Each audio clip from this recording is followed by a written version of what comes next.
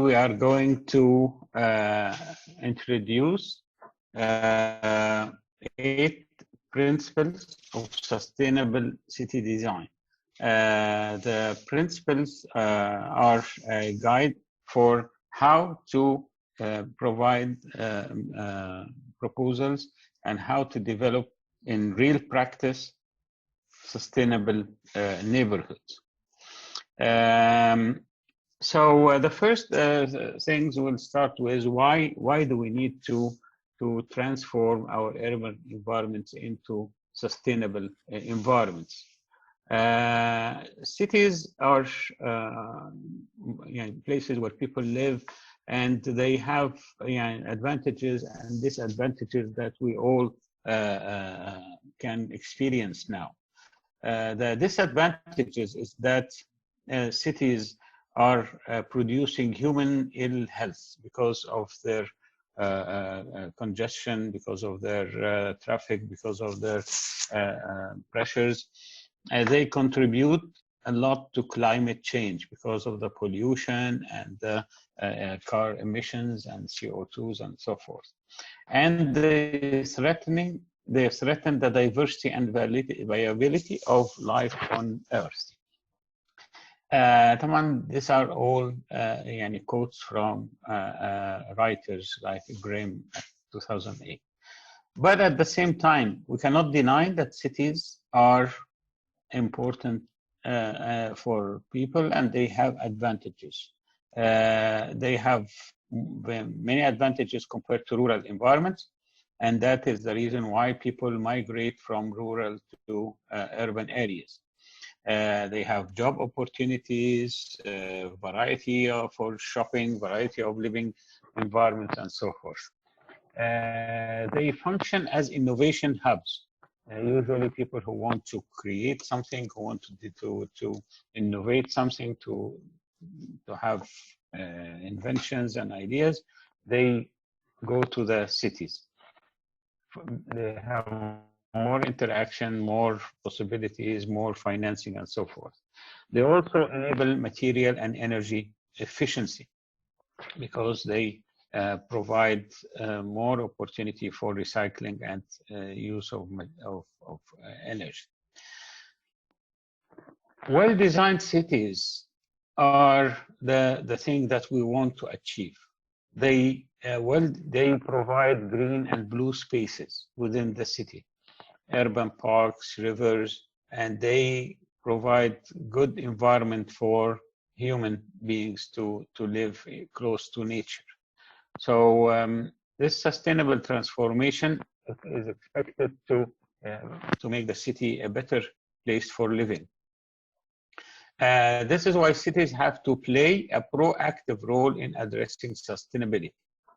We all know the 3 elements of sustainability: the social, the economic, the environmental, and cities have a big role in addressing the challenges of sustainability. Current developments are a witness of or evidence of what sustainability transitions of urban environments are urgently needed. We need to look again at our cities, how they function, how they perform, and change the current cities, and at the same time provide better alternatives for future developments. And this is your role as young architects and planners who are going to participate in governmental, private companies and institutions. You have to promote this idea of sustainable transformations of current urban environments and the design of future environments. Today, around the world, solutions-oriented initiatives are available, and they are successful. And this is what we are going to introduce here, so that you can use as an evidence of how transformations can be initiated, nurtured, and reinforced, and what do they achieve if they are implemented. So the guide of what we are doing here are called the 8 principles. So they present guiding principles for sustainable urban development and revisit how urban neighborhoods can transform cities and navigate societies towards sustainability. The focus here is on the neighborhood. The neighborhood does not necessarily be only a residential neighborhood. It can be any part of the city that we can focus on. This is exactly similar to your intervention proposals. Each group is focusing on a specific neighborhood. They analyze it, they understand its problems, and they suggest solutions or propose solutions. If these solutions are accepted, they are then taken to be implemented and designed and detailed and tendered by the designers and the government and institutions. But we have to have a vision. And before we design anything, architecture or urban or furniture or jewelry or any kind of design, there must be a vision. And these 8 principles, they provide that guiding principles for what you want to do. So the sustainability principles, they guide actions that work towards the vision of ecological, integrated, and socially viable future. Like, what do these 8 principles do? They provide universally functioning compass for practitioners. They are very general. They can be implemented and adopted by anyone. They provide a democratic core objectives. These objectives, of course, are related to the sustainability umbrella that we are using. They describe key actions to move towards sustainability. And that is what's important. They are not only philosophical or theoretical, they are also practical and action-oriented. So they identify exactly what should be done. So instead of offering a blueprint that we have all to follow of what the environment should look like the problems that happened during the 20th century, that theoreticians tried to provide a blueprint. This is how people should live. This can be applied anywhere in the world. No, the 8 principles, they depict the essential dynamics and features that a sustainable city comprises. They break down the complexity of the sustainability into small, manageable chunks. And this is the important thing. If you have a big problem, you cannot solve it all at once. You have to break it down to smaller problems and solve one by one. Elaborating on the city's way of being and functioning, its physical features, and its soul and spirit. So when you implement the 8 principles, you have to contextualize them to the local specificities.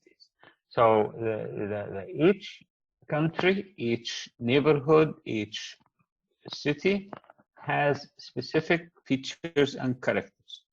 So the principles are general. You need to contextualize them to the local specifics that drive development of a particular urban environment. So when we apply them, we have to be specific about the area or the neighborhood we are dealing with. So a city is more than the sum of its parts. To achieve sustainability, we require individual components on different levels already foster sustainability. So we will focus on each part of the city and they create the sustainability approach. So the most important element is the neighborhood. The neighborhood as a nucleus of the city. It's considered the key in creating sustainable urban form. If you succeed in applying or transforming one neighborhood, it will be an incentive for other neighborhoods to follow the same route, and it will be an example. So don't think about the city as a whole. Think about the city as neighborhoods that require development and governance arrangements. Without good governance, nothing will happen. So that's why my previous students who graduated and worked at municipalities and public urban planning departments and government ministries, housing, and so forth, they really managed to achieve or apply what they learned. And this is what the workplace expects from you. They expect you to be a young architect or planner coming with fresh ideas from the university.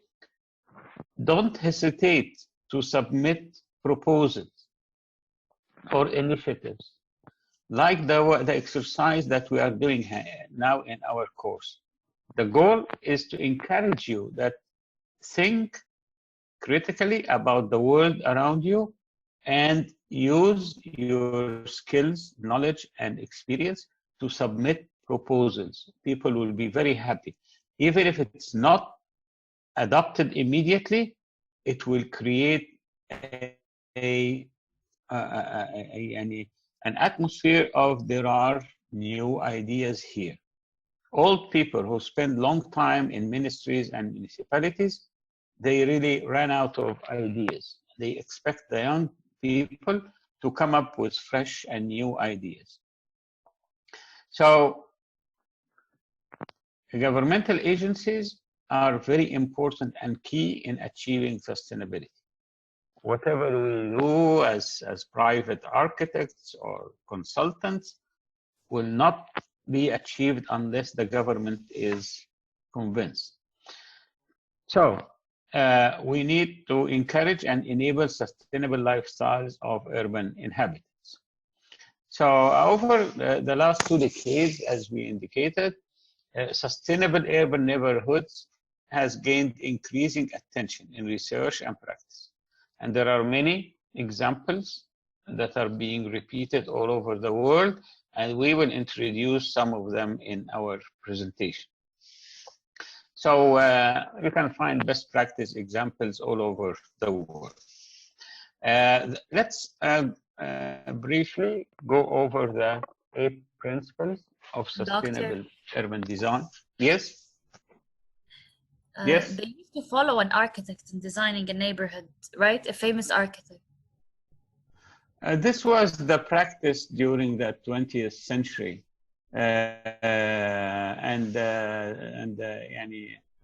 One architect do everything for the whole city. Now, as we will see in one of the examples, they bring several architects together in one city to provide different designs and different examples. So when there is competition, when there is several people involved in the making of the neighborhoods and sustainability initiatives, they provide a variety of ideas and examples. Yes, in the past, it was one man. His Clarinets, I think his name is. We took it in urban. We took it in urban class. I guess his name is Clarinets, something like this. And he used to follow a strategic neighborhood. Yeah, plan. Many people. Le Corbusier designed the neighborhoods. Frank Lloyd Wright provided theories for neighborhoods. Ebenezer Howard, the neighborhood theory is and has been introduced by many people, and it is repeated in different parts of the world. And that is exactly the problem. The problem is the repetition of one idea generated in the West and under different circumstances and culture and backgrounds, and it's being repeated in different parts of the world, regardless of the geography and the culture and the history and everything. So what we are calling for is not to design, is not to a design for an ideal neighborhood. No, we are done with this ideal neighborhood example. We are here to provide a vision and approach, and this approach should be adapted to the local conditions. And that is the difference between the principles and the blueprint. Okay, so of course we have said it several times that the world population is increasing, and the pollution is increasing, and the health problems are increasing because of this rapid urbanization and congestion and so forth. And the future is dependent on how we can transform our cities to be sustainable.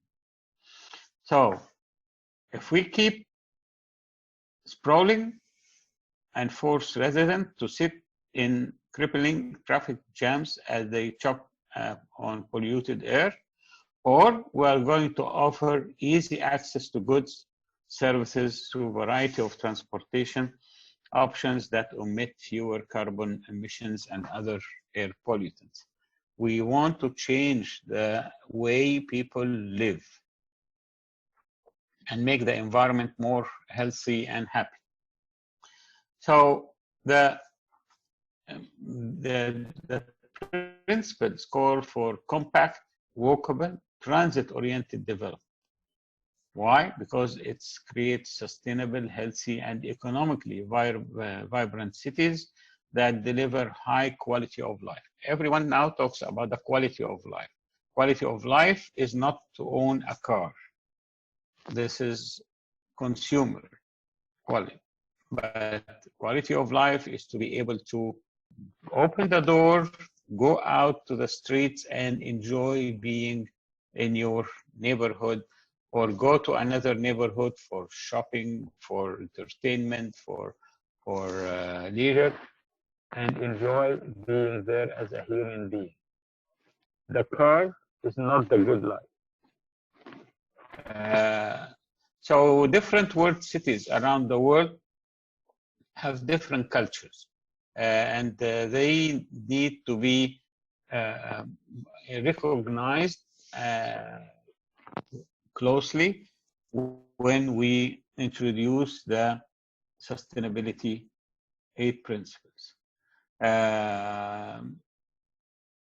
We need to look at how people are different, and at the same time, what are the commonalities between them.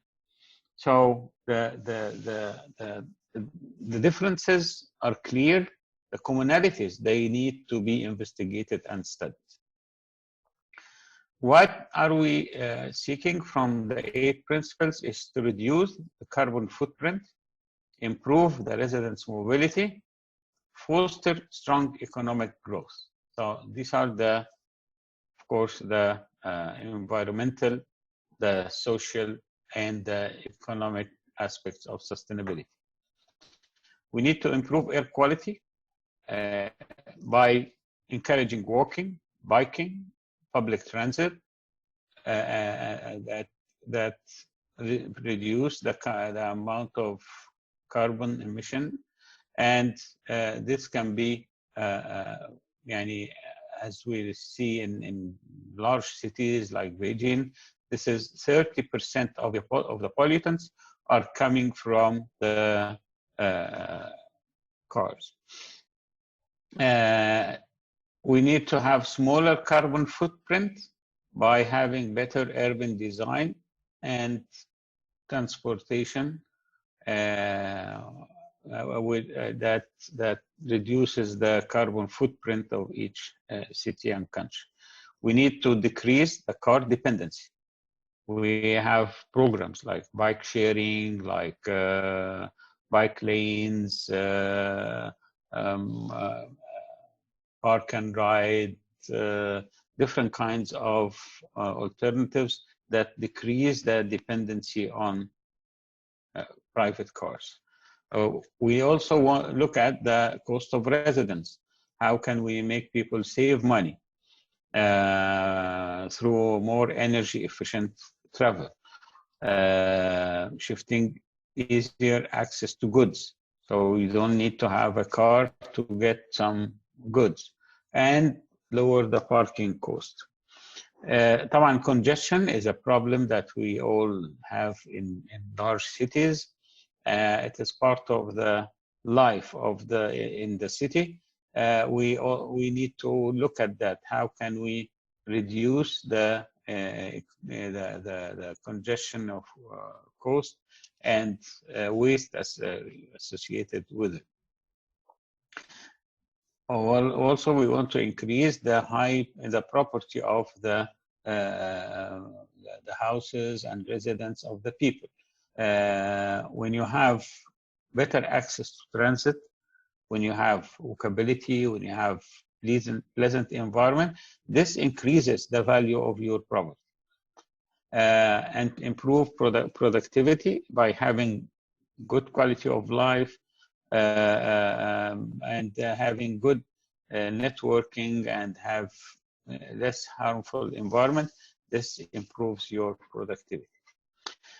Higher government revenues. Always the government looks at how much will it cost me as a government.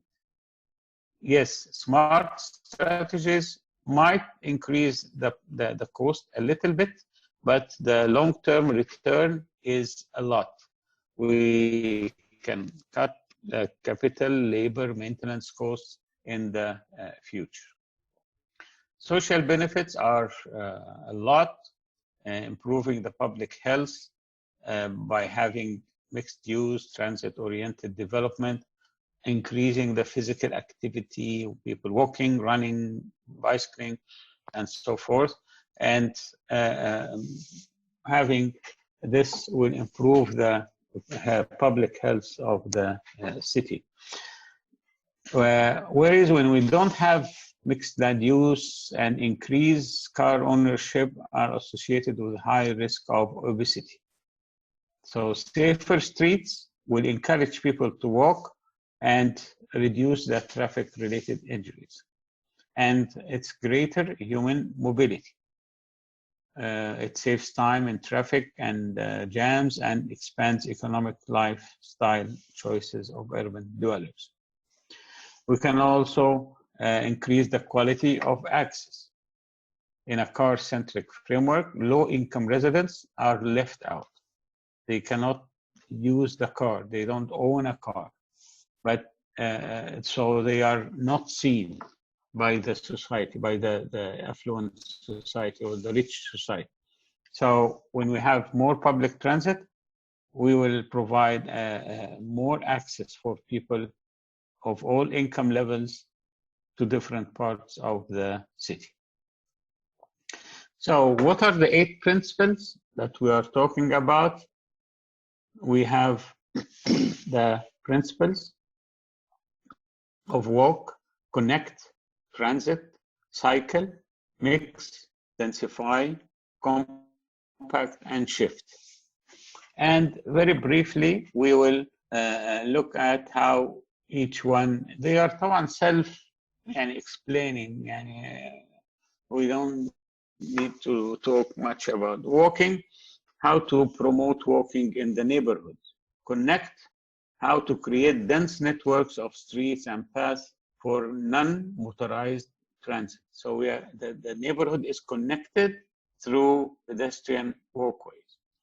Transit, build extensive high quality transit that does not produce pollutants. Cycle, prioritize cycle networks that offer lanes for bicycles. Mix, promote the mixed-use neighborhoods. Unlike the zoning approach of the 20th century, where each part of the city was assigned for a specific function, here we have mixed neighborhoods. Densify, actively encourage greater density around major transit hubs. And this is also an important element. When you develop metro stations or bus terminals, you need to utilize the potential that will come from having these elements to increase the density around them. So this is what is meant by densify. So transit-oriented development is becoming also an important issue now. Compact, set growth boundaries.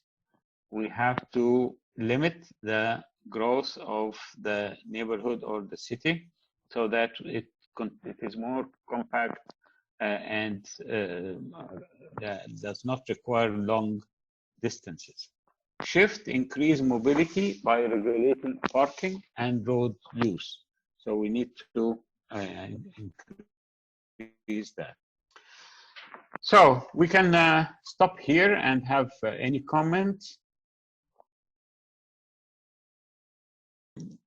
This will be the second part where we will introduce examples from different parts of the world and how, when they applied the 8 principles, achieved good results. So they can be used as best practices for your work. The first example is from Stockholm, Sweden, and it's a large urban development. And one of the first modern efforts to build holistically sustainable districts. So it is currently a very successful example that is imitated by different people. So what they did is that they prioritized the public transit and non-motorized transit. This was the main strategy. This is the neighborhood that we are talking about, and Hammarby, Sjöstad, and in Stockholm. They provided easy access to Stockholm. People want to go to the main city for different purposes. So the first thing they provided is a light rail tram that has 4 stops along the main street of the neighborhood. So everyone in the neighborhood is within 300 meters from a tram stop. So that makes people more interested in leaving their cars and walk these 300 meters. But if it's a long walk, people will be reluctant to walk. So paths and shortcuts for walking and biking and make access to the tram stops highly convenient. So you can provide shortcuts to the trams. There is also bike sharing program. So you can take a bike from somewhere and leave it in another place and so forth. And these bike sharing programs are becoming very popular around the world. The parking ratio is only 0.65, which is similar to the overall parking ratio of Stockholm. They don't depend on cars too much. Rates of car use are very low. Car ownership is decreasing. People are not interested in having cars anymore. They due to the focus on convenient public transit, pedestrian paths, and bike paths. So they don't need to have cars anymore. In Hammarby has emphatically embraced people-centered development. This is the big logo. So the result, they have socio-cultural, economic, and environmental benefits. The quality of life improvement is clear, and they have managed to reduce the cost to construct of construction of this sustainable neighborhood to be nearly the same as conventional construction methods. طبعا, when you work in a governmental body, the cost element will be very important. They want to achieve more goals, but they don't want to increase the cost. Sometimes there is some increase, but if this increase is justifiable, it will be acceptable. But you have to consider the issue of cost whenever you submit a proposal or a initiative for consideration. طبعا, the high quality of the neighborhood with the very marginal change in cost has led to high demand of housing units. So that increases the value of the property. In summary, we have the three elements of sustainability: economic, environmental, and sociocultural. The economic side, the energy standards only increased the developers' cost by 2 to 4%, and the solution used were low cost and replicable. The district has high median household income and lower unemployment rate. Vacant retail spaces are never empty, so there is always demand for the spaces. Rent are also comparatively higher than other areas because there is demand. So some investment in the beginning will bring many benefits at the end. Environmental impact is 30 to 40% less than the typical district. Car use 14% less. Daily water usage is less than other parts. And the sustainability solutions, they managed to provide the half of the energy required for the neighborhood. Sociocultural, there is a lot of demand, the quality of life is high, and it is an attractive place for people to live. So the process was to define the goals in detail. What do you want to achieve in the environment? The government, as we said, is an important element that leads the effort. Project teams had multiple developers and architects, so each part of the city was dedicated to a different team, and they all agree of what they want to achieve at the end. So using solutions that would not increase life cycle cost. The urban form focused on the commercial area, block identity and structure, small blocks, green spaces, density, and so forth. So transportation, a key element, easy access to major cities and major centers. Public transit, biking, walking, parking and car control. You cannot park your car anywhere. There are limited parking spots, and if you still have a car, you have to park it away from your home. You cannot provide parking for everyone in front of their house. Benefits, social desirability, economic gains, environmental improvements of the plan.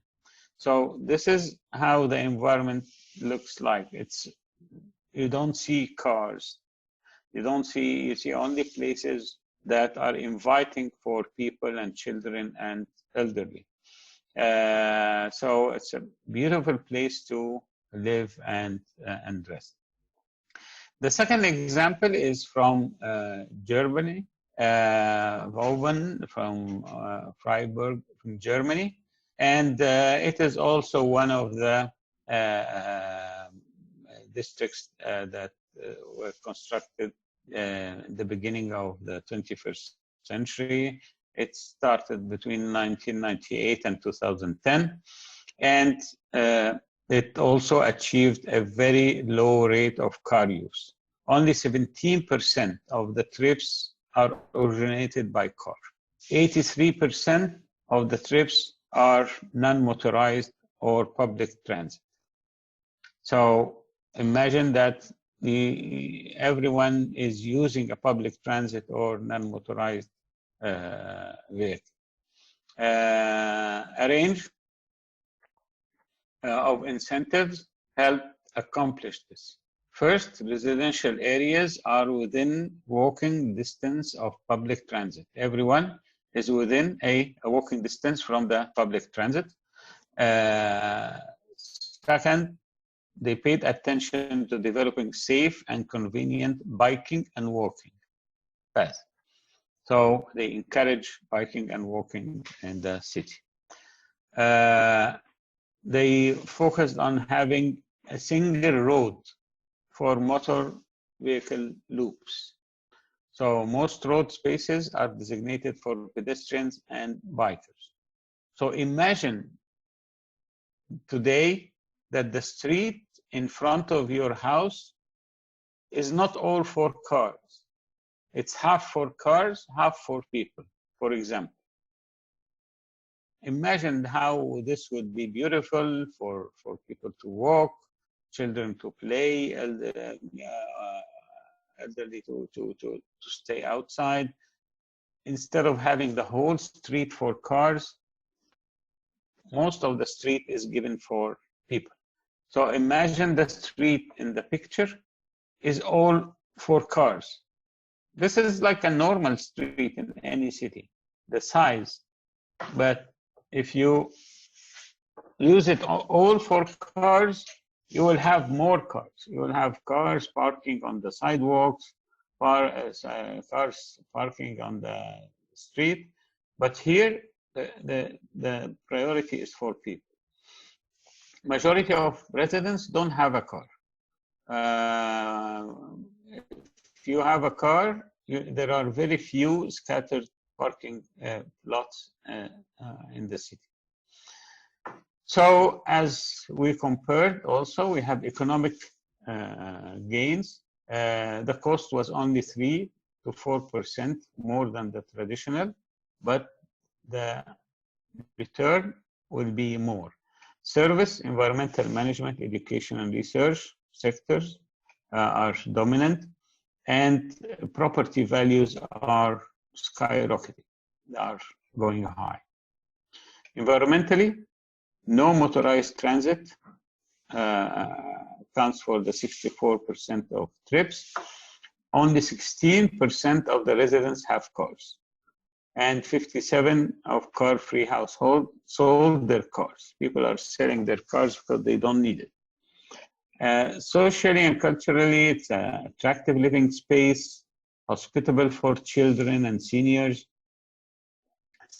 safe and accessible commuting, trans-generational apartments. You can have different generations living in the same place, children centers.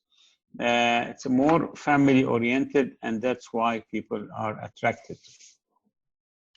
Okay, the third example is from the other side of the world, from China, and it's also a neighborhood in Guangzhou, where the neighborhood has been, the focus here was on the economical part, or the economical sustainability. And they wanted to create a neighborhood that is livable and economically vibrant. So the neighborhood was built in the 80s to house the workers in the nearby factories and enterprises. In 2000, the government gave tenants leases for their flats. They started to be owners of the houses. which spurred commercial activity in the neighborhood. So they started to be attracted to have more commercial activity. The local government took down gates and fences, facilitating walking and biking connections. Proximity to commercial activities, mixed-use zoning, nearby bus rapid transit and metro stations. People started to focus more on biking and walking networks. There are places where people can gather, sit together and talk, shaded and safe and private and so forth. So from this example, the commercialization had already multiplied values several times. So the people are more attracted to the area as a commercial activity. 900 area shops experience a general increase in value of 30%. There are fewer car trips, reduced carbon emissions, and proximity to commercial activity improved quality of life and better living environments for children and seniors. So in conclusion, the three examples that we introduced from China, Germany, and Sweden, they all achieved the sustainability goal by applying the 8 principles that we talked about. So emphasizing public transit, walkability, travel by bicycle, these neighborhoods provided increased mobility and higher quality of life. طبعا يعني in Sweden, the demand has been so strong that each new phase constructed is sold out immediately. So there is, people are interested in living in that neighborhood. Environmental impact 30 to 40% less than other developments. Car travel is only 20% of the trips. It's higher standards only increased cost of development by 2 to 4%.